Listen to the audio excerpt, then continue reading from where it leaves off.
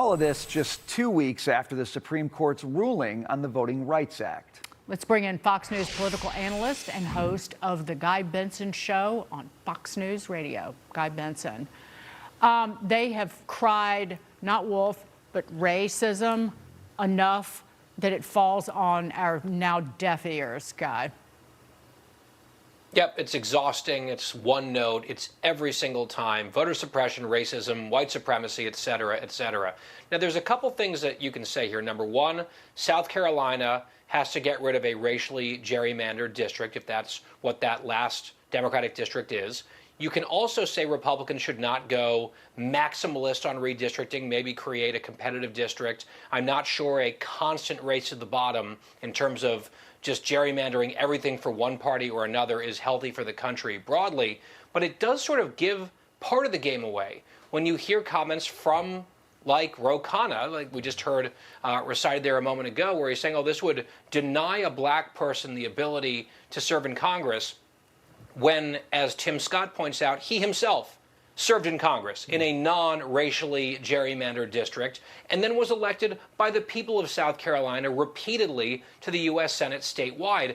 And when you hear Democrats and people in the media lament this possibility that Jim Clyburn would be thrown out of a job conceivably and no black person could get elected in South Carolina as a result, they either don't think about the existence of a black politician that they don't like, or they feel like he doesn't really count for their point. Because what they're talking about is Democrats, not skin color, which is their ultimate power play beef here, truly, at its core. You know, you raise an interesting point, Guy, about, so you've kind of got drawing the maps and what effect that we think it'll have in the short term, but you've got voters who have viewpoints about this as well. I've talked to more than a few people who just look at all of the map redrawing, and they end up feeling like they're just pawns in the politicians' game to secure seats or whatever.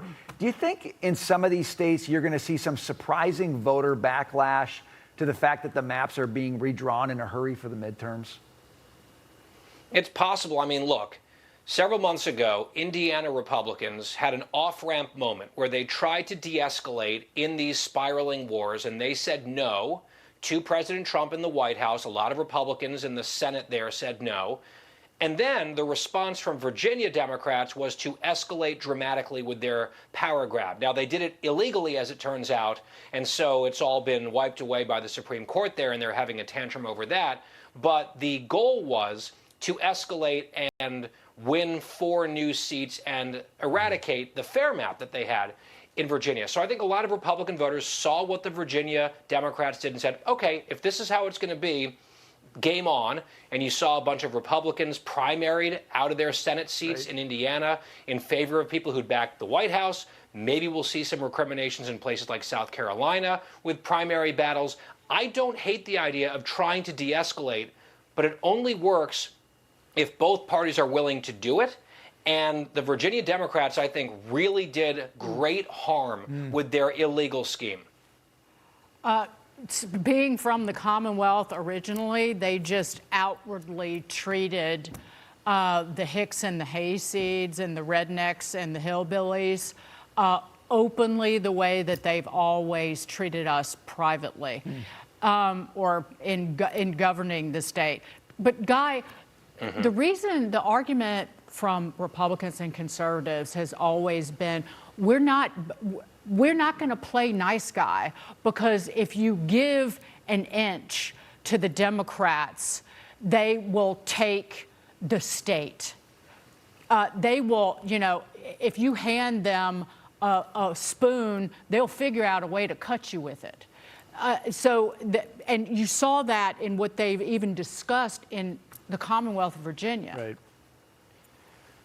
Yeah, I mean, this is the problem. I would like to see good faith negotiations and something of a climb down from both sides after punch after counterpunch has been thrown. But in order to feel comfortable in a climb down, in some sort of compromise, there has to be a good faith partner on the other side. And I think a lot of conservatives and Republicans have come to the conclusion that you have, Dagan, which is the Democrats right now in this country are not a good faith operation. They are a power at all costs operation. And when they're out there saying things like, hey, we should pack the Supreme Court and add U.S. states and maybe abolish the entire state Supreme Court of Virginia, and the list goes on of these crazy illiberal schemes that they're openly discussing for their own power interests. It's hard to then look at those same people and say, let's make a deal. Right. We will climb down. That's tough. It's a tough sell. Yeah, tough sell indeed. Guy Benson, great to see you. Thanks for joining us tonight. Thank you.